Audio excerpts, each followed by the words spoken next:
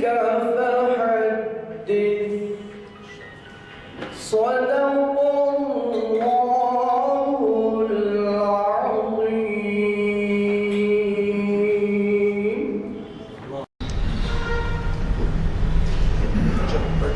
اقبال کا جو ہے روحانی سفر ہے، چونکہ گئے تو نہیں تھے مکہ مدینہ، بہال بڑی خواہش تھی.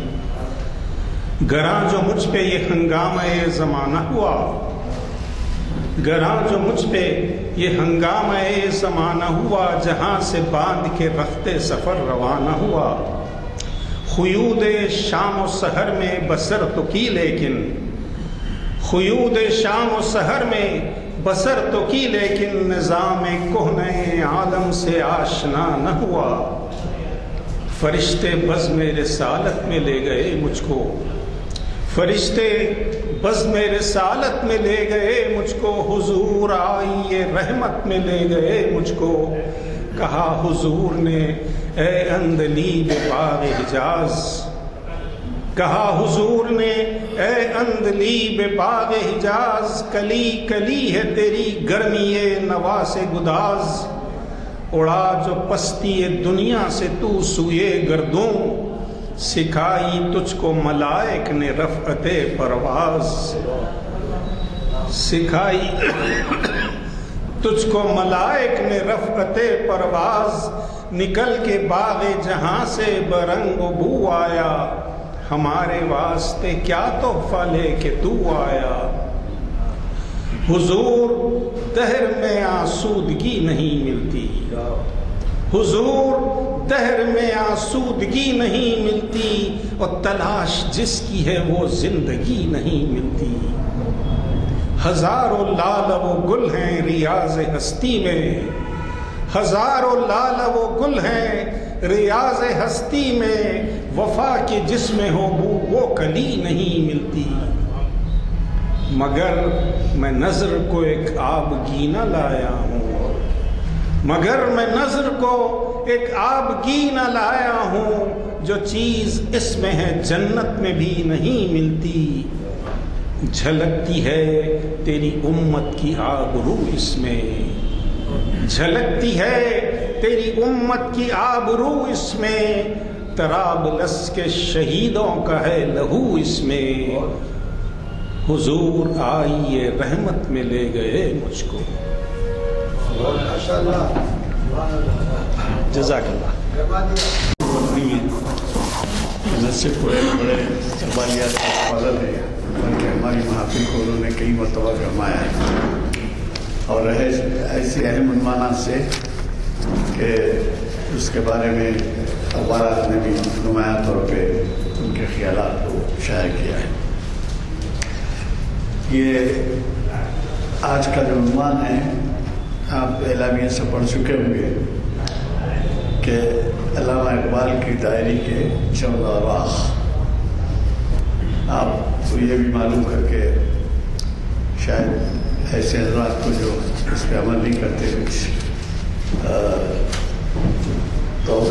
توفیق ہوگی کہ ہمارے جو بڑے شاعر یا ادیب گزرے ہیں، بزرگان دین گزرے ہیں، ان میں بہت زیادہ ایسے ہیں جن کو جو اپنی ڈائری لکھتے تھے، تو اقبال بھی ڈائری مینٹین کرتے تھے. تو اور اقبال کی ڈائری کے حوالے بہت سے ہیں اور اس سے سبق ملتا ہے. تو آپ نے آج جو عنوان تجویز کیا ہے وہ عنوان ہمارے لیے رہنمائی کا باعث ہوگا، کیونکہ اس دور میں، ان حالات میں، اس کے پس منظر میں، اس کے بیک گراؤنڈ میں جو کچھ انہوں نے درج کیا ہے وہ ہمارے سامنے آئے گا.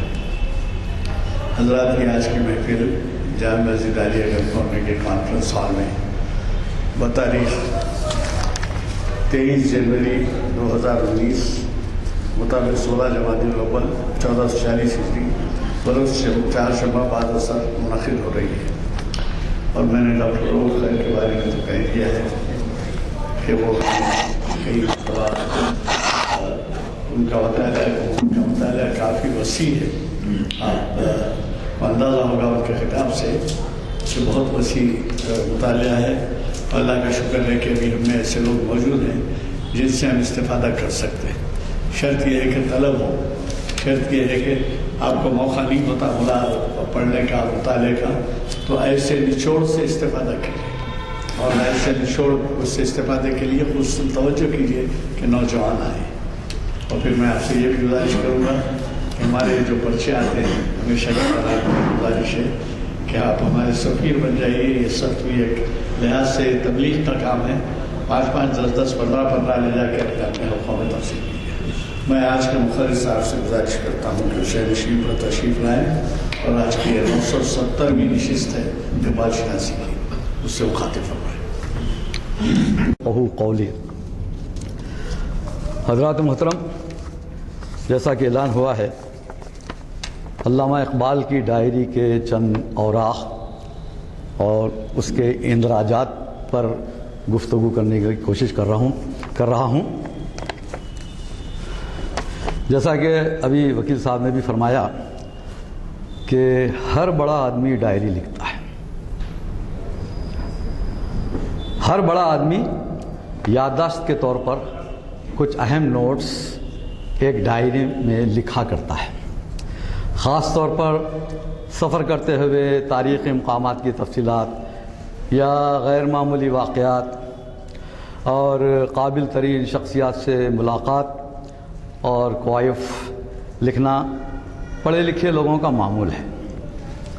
عام لوگ نہیں لکھتے، لیکن لکھنا چاہیے۔ بھئی آپ نے کیا دیکھا؟ ایک اچھے مقام پر گئے آپ، جیسے اورنگ آباد گئے آپ، اورنگ آباد میں آپ نے کیا کیا دیکھا؟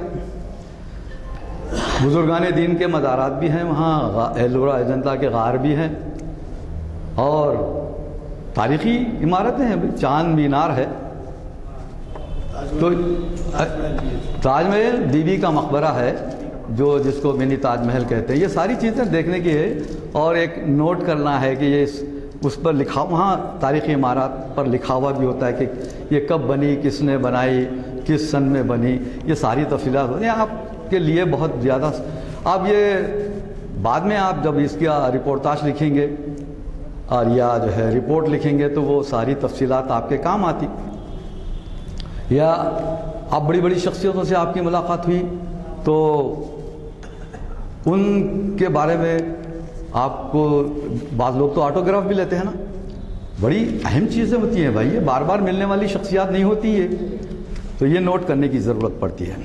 اسی طرح کتابیں پڑھتے ہوئے رسائل و جرائد میں بعض ایسی اہم معلومات درج ہوتی ہیں جن کو آپ اگر نوٹ کر لیں تو بعد میں آپ دلیل کے طور پر وہ بات پیش کر سکتے ہیں کہ بھئی فلاں کتاب میں یہ بات میں نے پڑھی ہے، حوالہ دینے کے کام آتی ہے آپ۔ تو بڑے لوگوں کا ایک وتیرہ رہا ہے کہ یہ ساری چیزیں نوٹ کر لیا کرتے تھے۔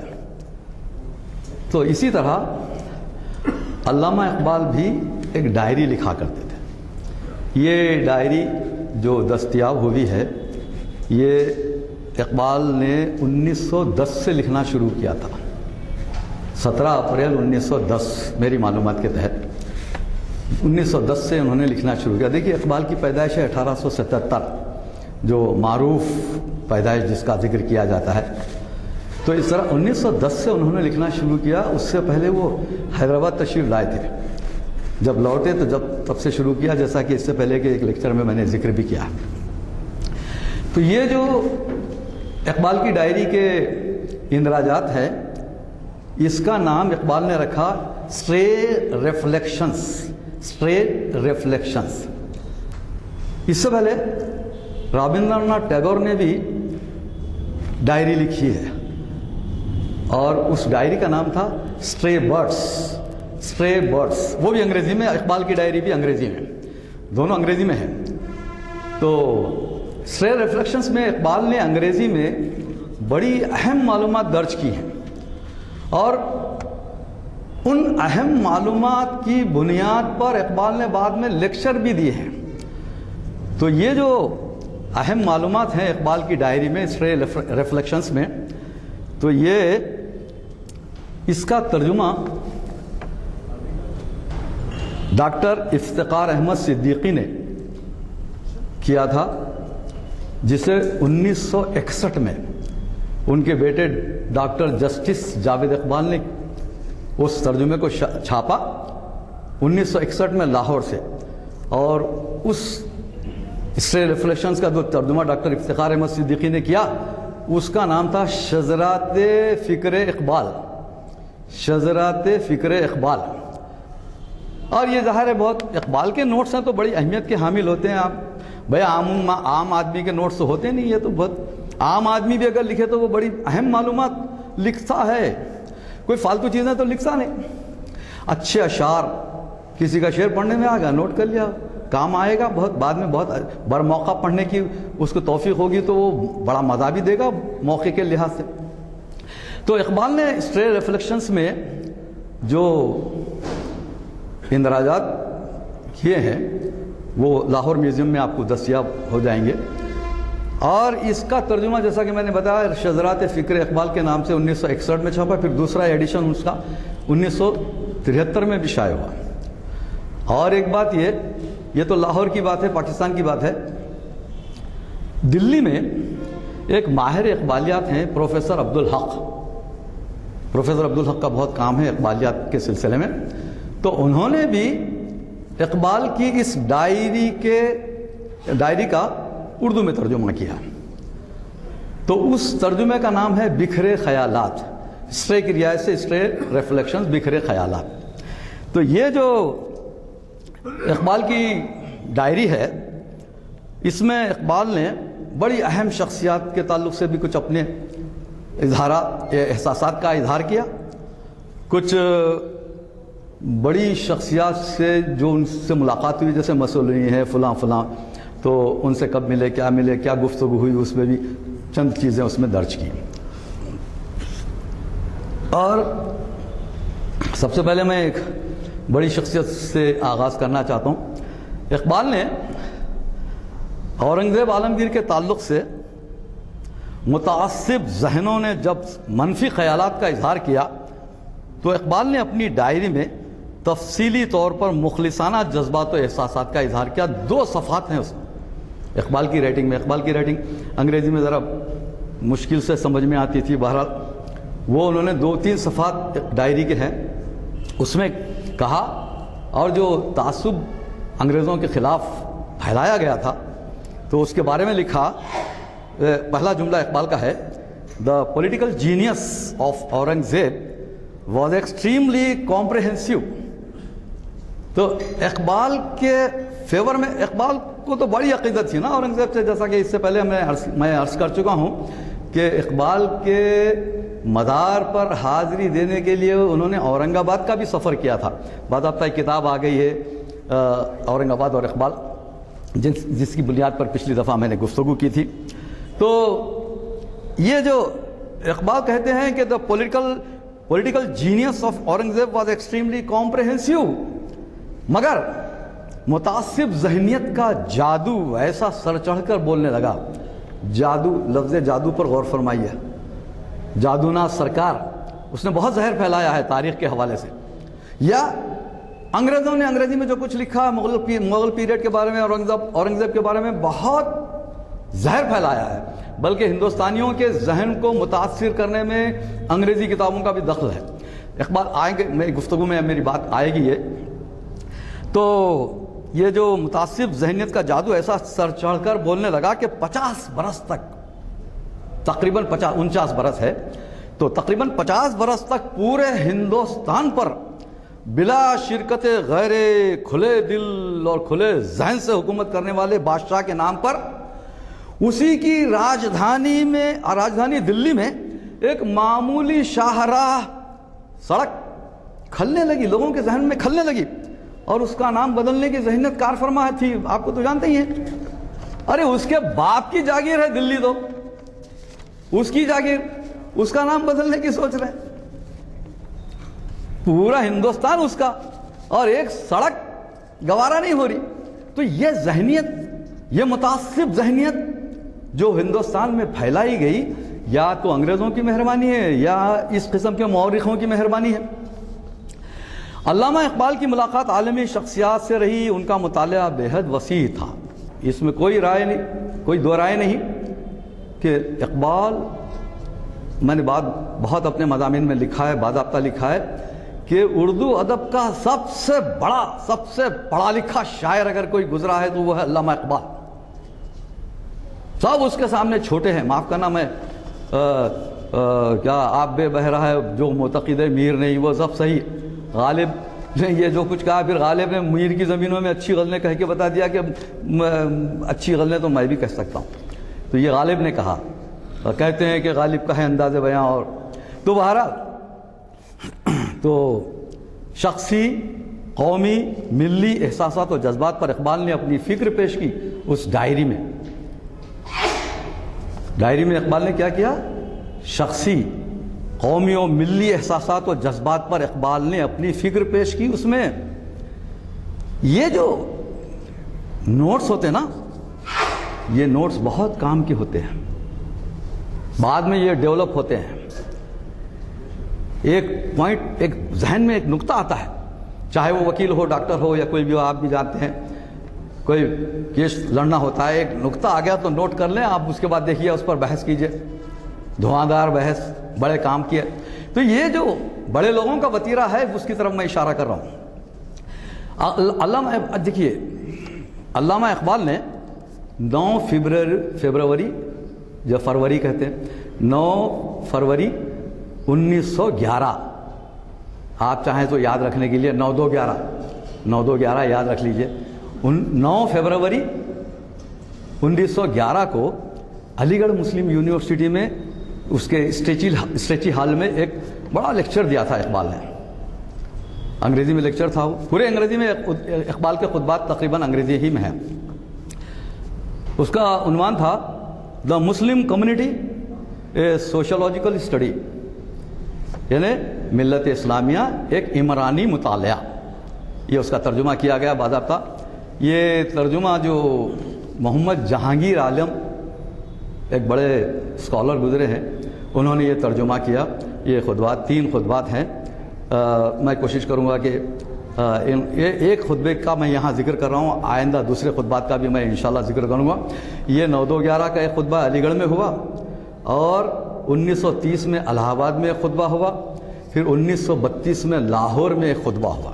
یہ اقبال کے 3 خطبات محمد جہانگیر عالم نے اس کا ترجمہ کیا ہے خطبات اقبال کے نام سے. تو اس 9/2/11 کے خطبے میں اقبال نے جو اقبال کے ذہن میں جو خیالات پک رہے تھے، جو ان کی ڈائری میں نوٹ تھے، اس کی بنیاد پر انہوں نے بڑا زبردست خطبہ دیا. تو وہ میں اس کے چند جملے جو اقبال کی ڈائری میں ہیں، وہ جو لیکچر کا روپ دھارے، اس کا میں عرض کرنا چاہتا ہوں. اس کے سلسلے میں یہ ڈارون کا آپ نے نام سنا ہے، چارلس رابرٹ ڈارون. اس کی مشہور زمانہ کتاب ہے اوریجن آف اسپیسیز. یہ نظریہ ارتقاء جو ہے نا، یہ جو انسان بندر کی اولاد تھا، یہ اسی کا نظریہ ہے. ایک کلاس میں استاد پڑھا رہا تھا کہ دیکھو ہم سب آدم کی اولاد ہیں. تو ایک لڑکے نے اٹھ کے کہا، صاحب ہمارے والد صاحب تو کہتے ہیں کہ ہم لوگ بندر کی اولاد ہیں. تو استاد نے کہا، دیکھو بیٹے، اسکول میں یہ خاندانی گفتگو نہیں کرنا چاہیے. تو ڈارون کی جو تھیوری ہے، نظریہ ارتقاء، انسان بندر کی اولاد، اس سے اقبال کو کیا لینا دینا. تو اس میں مگر اس نے ایک نظریہ اور بھی پیش کیا. ظاہر ہے یہ ایک ہی نظریہ تو نہیں تھا، بڑی کتاب ہے اس کی، اوریجن آف اسپیسیز بڑی کتاب ہے. تو اس میں ایک نظریہ ڈارون کا یہ بھی ہے کہ زیادہ جو قابل غور ہے، اس نے کہا کہ زیادہ اہل اور قوی جاندار ہی زندہ رہتا ہے، کمزور ختم ہو جاتا ہے. یہ ڈارون کی تھیوری ہے.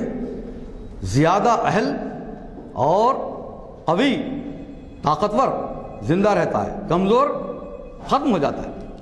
یہ تھیوری ہے. تو اس کو بنیاد بنا کے یہ سروائیول آف فٹسٹ اس کی تھیوری ہے. سروائیول آف فٹسٹ، جو فٹ ہوتا ہے، فٹسٹ جو ہوتا ہے وہی زندہ رہتا ہے، باقی تو حشرات الارض کی طرح مر جاتے ہیں. اس کا مگر قرآن مجید نے اس کا بھی رد کیا ہے. جیسا بندر کی اولاد والا نظریہ رد ہوا ہے، قرآن مجید نے اس کا بھی رد کیا ہے. آپ کو معلوم ہی ہے عاد و سمود کو اپنی طاقت پر کتنا گھمنڈ تھا. کہتے تھے کہ بھائی ہماری طرح کوئی قداور طاقتور کوئی ہے نہیں، لیکن قرآن نے ان کو ملیا میٹ کر کے رکھ دیا. آپ جانتے ہی ہیں ان کا گھمنڈ چکنا چور ہو گیا. ایک ہوا آئی اور تباہ و تاراج کر کے رکھ دیا ایک ہوا نے. تو یہ نظریات، یہ فلسفے رد ہوتے ہیں، قرآن کی بات رد نہیں ہوتی، یاد رکھیے. کیونکہ فلسفے، منطق، نظریات انسانی ذہن کے پیداوار ہوتے ہیں، اور اللہ تعالیٰ وہ تو خالق کائنات ہے، وہ جانتا ہے کیا چیز اچھی ہے کیا چیز بری ہے. بہرحال مگر اقبال نے اس کا جو فلسفہ ہے کہ قوی اہل زندہ رہتا ہے، کمزور ختم ہو جاتا ہے، تو اس کو بنیاد بنا کر اقبال نے اس نظریے سے فائدہ اٹھایا اور اپنی ڈائری میں نوٹ کیا. اس کے جملے ہے، یہ انگریزی میں جو اقبال نے لکھا اس کا ترجمہ میں پیش کر رہا ہوں کہ ایک علیل مانے بیمار، ایک بیمار معاشرتی عضویہ اپنے اندر ایسی قوتوں کو مجتمع کر لیتا ہے جو اس کی صحت کی حفاظت کا رجحان رکھتی ہیں. مثلا ایک عظیم شخصیت پیدا ہوتی ہے جو ایک نصب العین کے انکشاف سے قریب المرگ عضویہ کو نئی توانائی بخشتی ہے نا بھائی. یہ قدرتی نظام ہے. آپ کے بدن میں بھی دفاعی صلاحیتیں اللہ نے رکھ دی ہیں. آپ کے بدن میں کوئی بیماری ہوتی ہے اس کا دفاع خود بخود اللہ کرتے رہتا ہے. اللہ کا بہت بڑا احسان ہے. آپ کی پلک جو جھپکتی ہے وہ بھی بہت بڑا احسان ہے، ورنہ سارا گرد و غبار آپ کی آنکھوں میں چلا جائے. یہ اللہ کا نظام ہے، اس سے مایوس ہونے کی ضرورت نہیں. آپ کے بدن میں کوئی خرابی پیدا ہوتی ہے، آپ کوشش کیجئے وہ خود بخود دور ہوگی، یا چھوٹی موٹی دوا کھا لیجئے، کوئی بات نہیں. مگر اللہ نے انتظام رکھا ہے آپ کے بدن میں اس کی خرابیوں کو دور کرنے کا.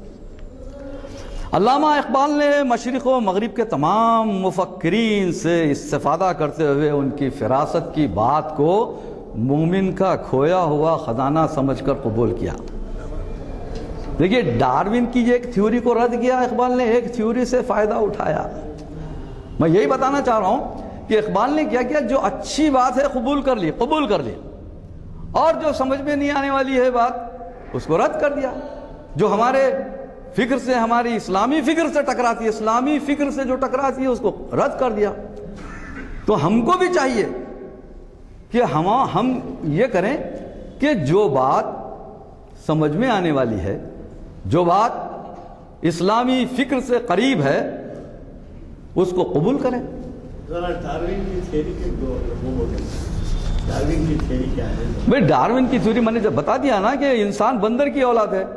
اوریجن آف اسپیسیز میں اس نے کہا کہ انسان بندر کی اولاد ہے، اور پھر اس نے یہ کہا کہ جو طاقتور ہوتا ہے، جو قوی ہوتا ہے وہ زندہ رہتا ہے، باقی جو کمزور ہوتے ہیں ان کو ختم کر دیا جاتا ہے، ختم ہو جاتے ہیں. تو یہ ایسے کئی بھائی پوری کتاب ہے بھی اس کی. اب کا تو میں نے عرض کیا ہے، تو میں عرض کر رہا تھا کہ جیسے اقبال نے کئی لوگوں سے ملاقات کی، مسولینی سے ملاقات کی، ہٹلر سے ملاقات، اور کئی لوگوں سے تو ان کا کیا نظریہ جو اچھا ہے وہ قبول کیا، جو قابل رد تھا اس کو قبول کیا. تو میں آپ سے یہی عرض کر رہا تھا کہ اقبال کی پیروی کرتے ہوئے بھی آپ یہ کریں کہ جو بات اپیل کرتی ہے، جو بات حق ہے، جو بات سمجھ میں آتی ہے، جو بات آپ کے اسلامی فکر سے قریب ہے اس کو قبول کیجئے، ورنہ چھوڑیے. ہر صاحب فہم و ادراک کی یہی روش ہوتی ہے، یہی ہونی چاہیے. اب بھلے ہی اس کی زد میں خود اقبال کیوں نہ آ جاتے ہوں. بڑی اہم بات کہہ رہا ہوں بھائی، اقبال رحمت اللہ علیہ یہ بولنا چھوڑیے. اگر اقبال کی بات آپ کی فکر سے ٹکراتی ہے، اسلامی فکر سے ٹکراتی ہے تو چھوڑیے، آپ کو قبول کرنے کی ضرورت نہیں. ایسی باتیں ہیں. اب میرا موضوع الگ ہے، اس بات سے میں اس میں نہیں چھوڑوں گا. تو میں ایک شعر عرض کرتا ہوں میرا: ہر بات مان لینے کی عادت خراب ہے، ہر بات مان لینے کی عادت خراب ہے، ناقابل قبول کو رد بھی کیا کرو. ہر بات مان لینے کی عادت خراب ہے. ناقابل قبول کو رد بھی کیا کرو. اور بھائی دیکھیے میں یہاں بتا رہا ہوں, اگر میں کچھ غلط کہہ رہا ہوں تو میری بات بھی مت مانیے, بالکل مت مانیے. آپ میری بات کے مقابلے میں آپ کے پاس بڑی دلیل ہے تو اس کو پیش کیجئے, وہ قبول کیجئے آپ. اگر میں بے دلیل بات کر رہا ہوں, کوئی ایسی بات کر رہا ہوں جو آپ کی اسلامی فکر سے ٹکراتی ہے, ہماری اسلامی فکر سے ٹکراتی ہے, تو ماننے کی ضرورت نہیں, چاہے ترم خاں کوئی ہو, میں ہی کیوں نہ ہوں, اقبال ہی کیوں نہ ہوں, کوئی ہونے دیجئے, کسے باشد. آئیے آگے بڑھتے ہیں. نیتشے, یہ جرمن فلسفی تھا, بہت بڑا مذہبی, یہ جرمن فلسفی تھا. یہ مذہب کا دشمن تھا, مذہب کا یہ قائل نہیں تھا. ابھی کوئی ہے, بہت سارے لوگ ہیں مذہب کے قائل نہیں ہیں, اور بلکہ وہ اخلاقیات کو بھی ناپسند کرتا تھا. دیکھیے اخلاقیات کی بنیاد بھی مذہبی ہوتا ہے, چاہے کوئی مذہب ہو. بھائی ہندو مذہب میں بھی کیا برائی کرنا, ظلم و زیادتی کرنا کیا جائز ہے؟ نہیں ہے بھائی, کوئی مذہب اجازت نہیں دیتا. تو ہمارا اسلام تو بالکل ظلم و زیادتی کے خلاف ہے ہی. تو اقبال نے, اس نے ایک نظریہ پیش کیا تھا سپرمین کا. سپرمین کا جو نظریہ ہے کہ انسان ارتقاء کی منازل اگر طے کر لے تو وہ سپرمین بن جا سکتا ہے. یہ نیتشے کا فلسفہ ہے. اب جس کی بنیاد پر بہت ہنگامے ہو رہے ہیں, دیکھ رہے ہیں نا, بچے تباہ ہو رہے ہیں. تو یہ سپرمین کا فلسفہ اقبال نے قبول کیا. کیسا؟ مگر اس سے پہلے اس نے کہا کہ اگر ہوتا وہ مجذوب فرنگی اس زمانے میں تو اقبال اس کو سمجھاتا مقام کبریا کیا ہے. اور آگے اقبال نے اس نیتشے کے نظریہ ارتقاء اچھا نظریہ ہے بھائی, اگرچہ کہ وہ مذہب سے بیزار ہے, اخلاقیات سے بیزار ہے, چھوڑیے. اقبال اس کے نظریہ ارتقاء سے کیسا فائدہ اٹھاتے ہیں دیکھیے. اقبال کا شعر آپ کو یاد ہی ہے, ارے خودی کو کر بلند اتنا کہ ہر تقدیر سے پہلے خدا بندے سے خود پوچھے بتا تیری رضا کیا ہے. یہ ہے, یہ نظریہ ارتقاء یہ ہے. اقبال نے اس سے فائدہ اٹھا کے خودی کا نظریہ دیا. ارتقاء کا نظریہ, ارتقاء کیا ہے کہ اللہ تعالیٰ سے اتنے قریب ہو جاؤ کہ وہ تمہارا ہاتھ بن جائے, تمہارا پاؤں بن جائے, تمہاری آنکھ بن جائے. قرآن ہے نا یہ, قرآن کا فلسفہ ہے نا یہ. ارے اللہ سے قریب ہو جاؤ, اتنے قریب ہو جاؤ کہ من تو شدم تو من شدی, من دیگرم تو دیگری, طاقت نہ گوید بعد ازیں من دیگرم تو دیگری, من تن شدم تو من شدی. وہ اقبال خسرو کا شعر. ٹھیک ہے. نیتشے کا ایک اور نظریہ ہے. نیتشے نے کہا لوگوں کی بقا کا دار و مدار, یہ اقبال نے انگریزی میں جو کچھ لکھا تھا اس کا ترجمہ میں پڑھ رہا ہوں.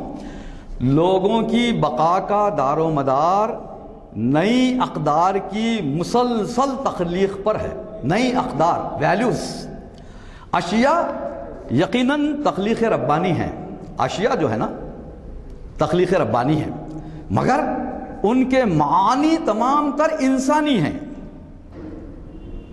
اللہ نے اشیاء بنائی ہیں لیکن اس کو معنی دیتا ہے انسان. یہ کس کا نظریہ ہے؟ نیتشے کا, بہت بڑا فلسفی. اور اسی نظریے کو بنیاد بنا کر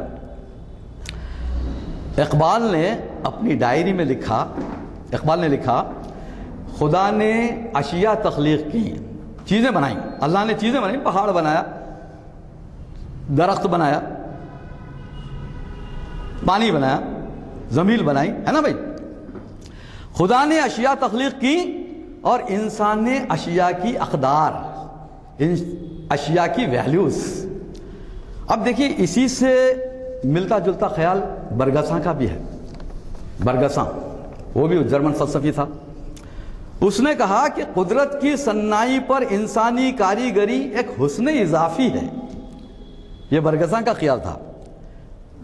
انسان قدرت کی صنائی پر, غور سے سنیے, قدرت کی صنائی پر, اللہ نے جو کچھ بنایا ہے اس کی صنائی پر انسانی کاریگری ایک حسن اضافی ہے.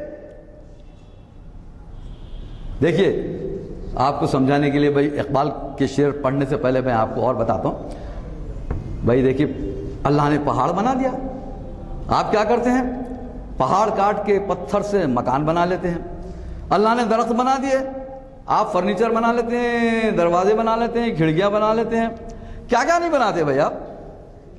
تو اللہ کی جو تخلیق کردہ اشیاء ہیں ان کو معنی پہناتا ہے انسان. اب اقبال کی طرف آئیے ہم.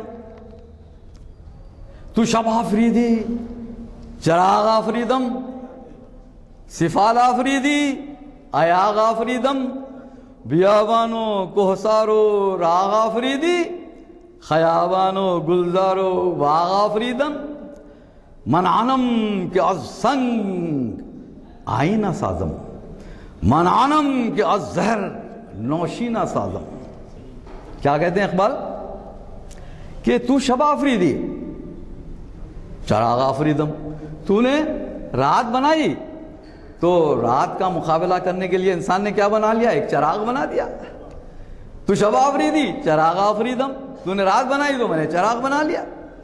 صفات آفریدی ایاغ آفریدم, تو نے مٹی بنائی تو میں نے مٹی سے پیالے بنا لیے, پیالہ بنا لیا, برتن بنا لیے. بھائی آپ کے کام کی مٹی سے ہی تو بنتا ہے برتن. بیابانو کوہسارو راغ آفریدی, تو نے جنگل بنائے, پہاڑ بنائے, سبززار بنائے, اور میں نے کیا کیا؟ خیابانو گلزارو باغ آفریدم, میں نے سبززار کو باغ میں تبدیل کر دیا. دیکھیے سبززار جو ہوتا ہے نا وہ بے ترتیب ہوتا, بڑا خوشنما ہوتا, پھول ہوتے, پتے ہوتے, گھاس ہوتی, سو پتیلے, بے ترتیب ہوتا. مگر باغ ایک ترتیب دیا جاتا ہے, باغ ایک ترتیب کا نام ہے, مرتب چیز ہوتی ہے باغ. اور خیابان وہی ہے, گلزار خیابان باغ تقریباً ایک ہی معنوں میں ہے. کوئی بات. اچھا اقبال کہتے ہیں منعنم کیا سنگ آئینہ سازم, ارے میں وہ ہوں جو پتھر سے آئینہ بنا لیتا ہوں. آئینہ پتھر ہی تو بنتا ہے, آپ اس کو پالش کیجئے پتھر بن جائے گا. حلب بڑا مشہور ہے آئینہ سازی کے لیے. تو منعنم کیا سنگ آئینہ سازم, اور منعنم کیا زہر نوشینہ سازم. ارے میں تو زہر سے تریاق بنا لیتا ہوں. بھائی زہر کا توڑ زہر ہی ہوتا ہے نا, مگر کیا تریاق کس سے بنتا ہے؟ زہری سے بنا لیتے ہیں. تو لالے طور میں ایک قطعے میں بھی اقبال نے یہی بات بتائی. اقبال نے کہا کہ ایک قطعہ میں پڑھ رہا ہوں, نوائے عشق را سازست آدم کو شاید راز و خود رازست آدم, جہاں اوفا آفرید ای خوب تر ساخت مگر با ایزدم بازست آدم. یہ اقبال نے کہا. تو اس کا ترجمہ بھی سن لیجئے, اردو میں ترجمہ یہ ناچیز رؤوف خیر ہی کا ترجمہ ہے. پیش کرتا ہوں کہ ہے خود ہی ساز خود سر سنگھار آدم, ہے خود ہی ساز سر سنگھار آدم, ہے خود ہی راز خود اظہار آدم, کرے تخلیق پر حسن اضافی, وہی برگزاں والا فلسفہ, کرے تخلیق پر حسن اضافی, ہے خالق کا شریک کار آدم.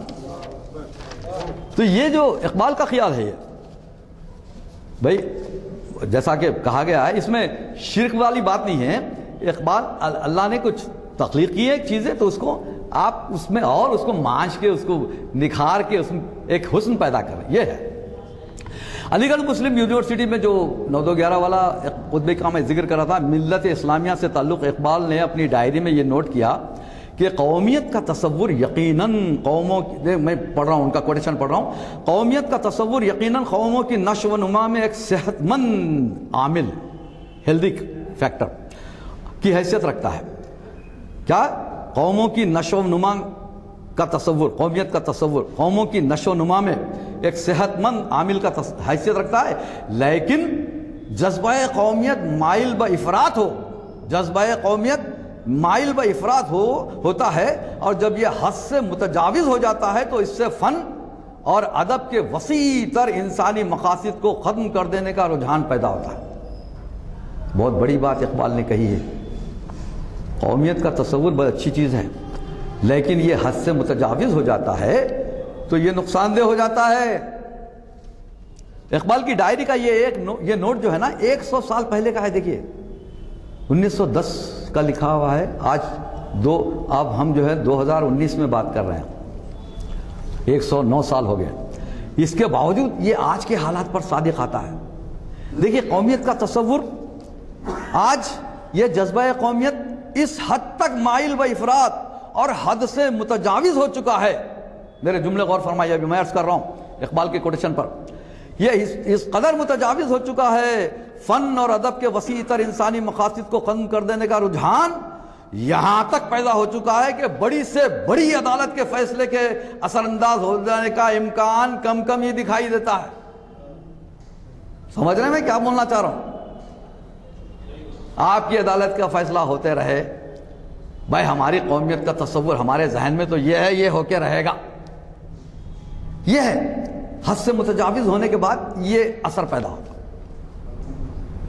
نیا شیوالہ لکھنے والے شاعر اقبال نے مذکورہ لیکچر میں کہا، نیا شیوالہ اقبال کی نظم ہے نا، وہ تو سچ کہہ دوں اے برہمن وغیرہ وغیرہ، تو اب اقبال کہہ رہے ہیں، دیکھیے اقبال کا کوٹیشن میں یہاں پیش کر رہا ہوں اسرے ریفلیکشن سے، اس کا ترجمہ ہے شذرات فکر اقبال، جو افتخار احمد صدیقی صاحب کے کا کتاب ہے، اس سے میں پیش کر رہا ہوں۔ اقبال نے کہا کہ میرے نزدیک حب الوطنی کا جذبہ جسے تصور قومیت ابھارتا ہے ایک طرح سے مادیت پرستی ہے۔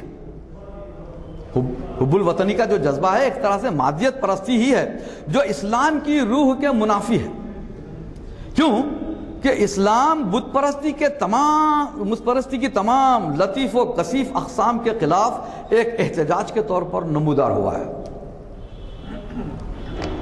اقبال کی ڈائری میں آگے یہ بھی ہے کہ اسلام کا ظہور بت پرستی کے خلاف ایک احتجاج کی حیثیت رکھتا ہے، اقبال نے لکھا۔ اس کے بعد اقبال کا جو شعر بھی پیش کروں گا جو انہی خیالات کی عکاسی کرتا ہے۔ وطن پرستی بھی بت پرستی کی ایک نازک صورتحال ہے، مختلف قوموں کے وطنی ترانے میرے اس دعوے کا ثبوت ہے کہ وطن پرستی ایک مادی شے کی پرستش سے عبارت ہے۔ اسلام کسی صورت میں بت پرستی کو گوارا نہیں کر سکتا۔ یہ اقبال کے کوٹیشن سے جو ان کی ڈائری میں نوٹ تھے۔ بعد میں یہ کیسا خیال پیش ہوا دیکھیے اقبال کا، اقبال نے اسی خیال کو بڑا پیش کیا کہ ان تازہ خداؤں میں بڑا سب سے وطن ہے، جو پیرہن اس کا ہے وہ مذہب کا کفن ہے۔ وہی خیال ہے نا، شعر میں ڈھل گیا۔ اچھا عصبیت پر اظہار کرتے ہوئے، اچھا وطن پرستی عصبیت کو جنم دیتی ہے، عصبیت تعصب کو جنم دیتی ہے۔ اقبال کہتے ہیں عصبیت پر اظہار خیال کرتے ہوئے اقبال کہتے ہیں کہ عصبیت کا سادہ مفہوم کسی کا اپنی قومیت کا شدید احساس رکھنا، ٹھیک ہے بھائی، اپنی قومیت کا شدید احساس رکھنا یہ تعصب ہے، عصبیت ہے، مگر دوسری قوم کے خلاف نفرت کے جذبات رکھنا اس مفہوم میں شامل نہیں ہے۔ مگر جب شامل ہو جاتے ہیں تو یہ عصبیت ہو جاتی ہے۔ بھئی آپ قومیت کا احساس رکھو ٹھیک ہے، لیکن آپ دوسرے کی قوموں کو تکلیف دیں گے، برا سمجھیں گے، یہ عصبیت ہے۔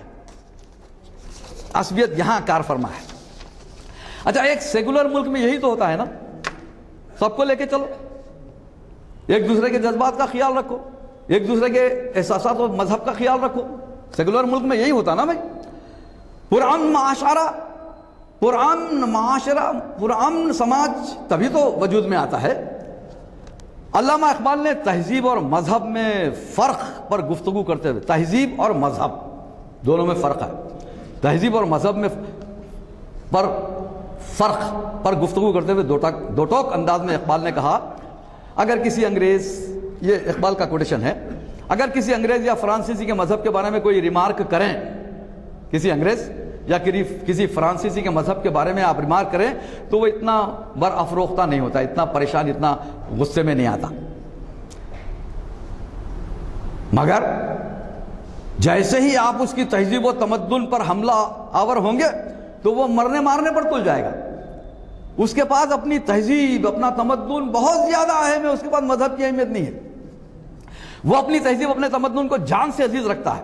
اس کے برخلاف مسلمان وہ چاہے دنیا کے کسی کونے میں، کسی خطے میں ہو، قرآن و سنت کے خلاف ایک لفظ سننا نہیں چاہتا، وہ تہذیب و تمدن کو اپنے مذہب پر فوقیت نہیں دیتا، تہذیب و تمدن کو اپنے مذہب پر فوقیت نہیں دیتا، ہر علاقے کی تہذیب و تمدن الگ الگ ہو سکتا ہے نا بھائی. آپ آندھرا میں چلے جائیے، ان کا رہن سہن الگ ہے، وہ پہچانے نہیں جاتے کہ وہ مسلمان ہیں لیکن مسلمان ہیں. تو ہر علاقے کی تہذیب و تمدن الگ ہو سکتا ہے، لیکن ہر علاقے کا اسلام تو ایک ہی ہوگا.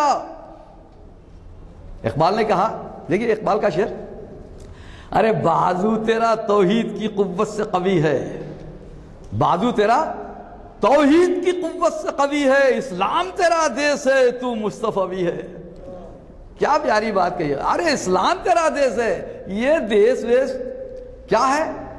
تیری فکر، تیری شریعت، تیری اسلامی زندگی کا نہج، وہ ہے تیرا دیس. چاہے تو کہیں رہے، چاہے آندھرا میں رہے، امریکہ میں رہے، لندن میں رہے، آسٹریلیا میں رہے، افریقہ میں رہے، کہیں رہے.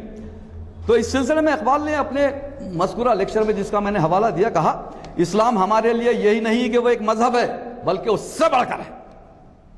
صرف مذہب نہیں ہے، اس سے بھی بڑھ کر ہے ہمارے لیے. اس کا خاص قومی مفہوم ہے. اسی لیے اسلامی اصول سے پوری طرح باخبر ہوئے بغیر ہماری قومی زندگی ناقابل تصور ہے. اسلامی اصول سے، دیکھیے غور سے سنیے اقبال کے الفاظ ہیں، اسلامی اصول سے پوری طرح باخبر ہوئے بغیر ہماری قومی زندگی ناقابل تصور ہے. مجھے کہنے دیجئے کہ نظریہ اسلام ہمارا ابدی گھر، ہمارا وطن ہے. اقبال نے کہا نظریہ اسلام ہمارا ابدی گھر، ہمیشہ ہمیشہ رہنے والا گھر، ہمارا وطن وہی ہے جس میں ہم رہتے، چلتے پھرتے اور اپنی زندگی بسر کرتے ہیں. ہمارے لیے یہ ہر دوسری چیز سے ایسے ہی برتر ہے جیسے انگریزوں کے لیے انگلستان، جرمنوں کے لیے جرمنی. جس لمحے نظریہ اسلام پر ہماری گرفت ڈھیلی ہوئی، ہماری قوم کا شیرازہ بکھر گیا. یہ اقبال نے کہا. تو نظریہ اسلام ہی بنیادی حیثیت رکھتا ہے. اس پر گرفت اگر آپ کی ڈھیلی ہو جائے گی تو آپ کی قوم کا شیرازہ بکھر جائے گا. یہ اقبال کے الفاظ. یہ خطبات اقبال جو جہانگیر عالم آئے، فیصل آباد لاہور سے چھپی یہ کتاب نومبر 2001 کی ہے، اس کے حوالے سے بات کر رہا ہوں. میں بے دلیل بات کبھی نہیں کرتا، ذہن میں رکھیے آپ. بغیر حوالے کے بے دلیل ہوا میں ایک نظم لے لیے، بات کر لیے، ایسا نہیں کرتا. میں بڑی ذمہ داری کے ساتھ یہاں آتا ہوں، صاحب جانتے ہیں. تو اب سوال یہ پیدا ہوتا ہے، اقبال نے کیا کہا کہ اسلامی اصول یہی ہمارا دیس ہے نا، اسلام تیرا دیس ہے تو مصطفی ہے. اب میں ایک چبھتا ہوا سوال کر رہا ہوں، کیا سنیے غور سے. اب سوال یہ پیدا ہوتا ہے کہ اقبال کے اس واضح نظریہ اسلام اور قومی تصور پر کیا وہ ملک کاربند ہے جو اسی نظریے کی بنیاد پر وجود میں آیا؟ بڑا اہم سوال کر رہا ہوں میں. اب سوال یہ پیدا ہوتا ہے کہ اقبال کے اس واضح نظریہ اسلام اور قومی تصور پر کیا وہ ملک کاربند ہے جو اسی نظریے کی بنیاد پر وجود میں آیا؟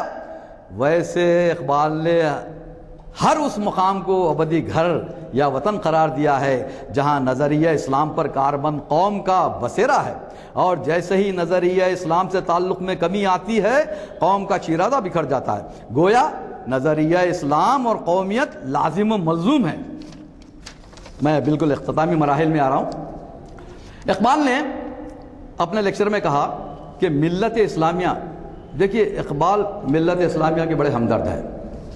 ملت اسلامیہ کا ایک فعال رکن بننے کے لیے اقبال نے کہا، میں کوٹیشن پیش کر رہا ہوں اقبال کا خطبہ، ان کے خطبے سے، ملت اسلامیہ کا ایک فعال رکن بننے کے لیے فرد کو مذہبی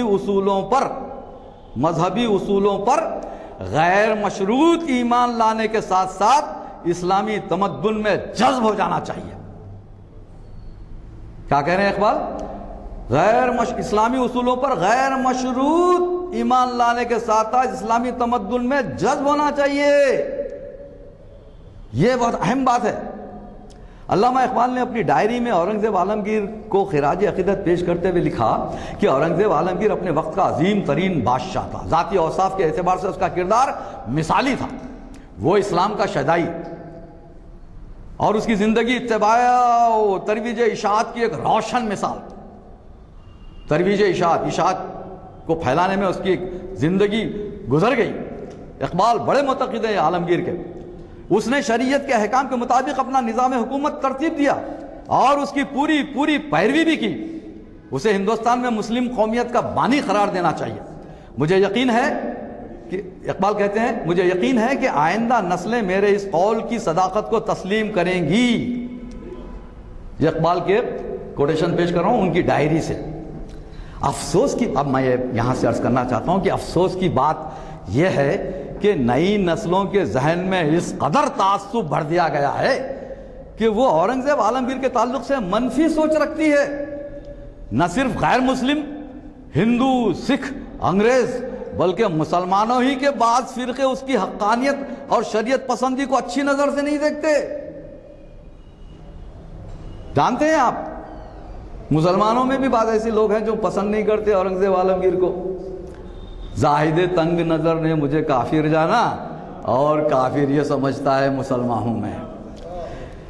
علامہ اقبال نے علی گڑھ میں لیکچر دیتے ہوئے اورنگزیب عالمگیر کے دفاع میں کہا کہ جن لوگوں کا عالمگیر کے بارے میں علم، بڑے غور سے سنیے، جن لوگوں کا اورنگزیب عالمگیر کے بارے میں علم تاریخ ہند کے مغربی شارحین تک محدود ہے.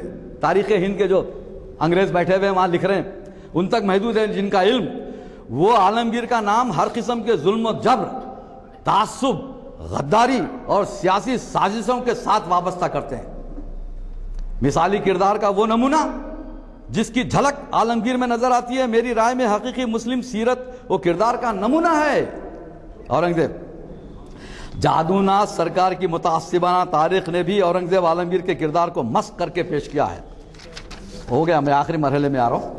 علی گڑھ مسلم یونیورسٹی نے نہ صرف سید احمد خان کی تعبیر بن کر ابھری، علی گڑھ مسلم یونیورسٹی نہ صرف یہ کہ سر سید احمد خان کے خوابوں کی تعبیر بن کے ابھری، بلکہ قوم کی نیک توقعات اس سے وابستہ ہیں.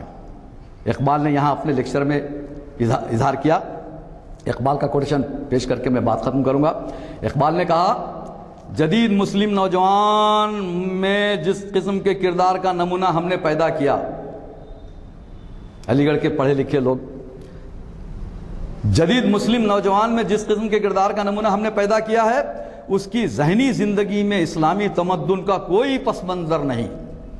اس کے بغیر میری رائے میں وہ صرف نیم مسلمان بلکہ اس سے بھی کچھ کم ہے، اور وہ بھی اس صورت میں کہ اس کو دی گئی دنیاوی تعلیم نے اس کے مذہبی عقیدے کو متزلزل نہ کر دیا ہو.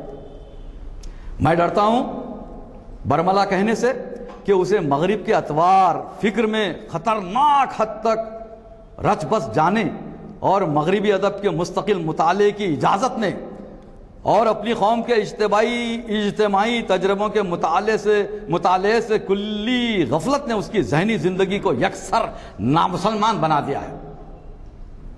میں بلا خوف تردید کہتا ہوں کہ کسی قوم نے بھی، دیکھیے بہت اہم بات کہہ رہے ہیں اقبال، میں بلا خوف تردید کہتا ہوں کہ کسی قوم نے بھی ہماری قوم سے اعلیٰ سیرت و کردار کے نمونے پیش نہیں کیے، لیکن ہمارا نوجوان جو کہ اپنے قوم کی تاریخ حیات سے مایوس کن حد تک ناواقف ہے، اسے رہنمائی اور توصیف کے لیے مغربی تاریخ کی عظیم شخصیات کی طرف رجوع کرنا پڑتا ہے. ذہنی اعتبار سے وہ مغرب کا غلام ہے، اور یہی وجہ ہے کہ اس کی روح صحت مند خودی سے عاری ہے جو اپنی قوم کی تاریخ اور ادبیات عالیہ کے مطالعے سے پیدا ہوتی ہے. اقبال نے مشرق و مغرب کی شخصیات کے فکر و فلسفے سے استفادہ ضرور کیا، مگر اس کی ذہنی غلامی کبھی قبول نہیں کی، بلکہ دیکھا یہ گیا ہے کہ ان کی فکر کی لکیر کے بالمقابل بڑی لکیر کھینچ کر دکھا دی.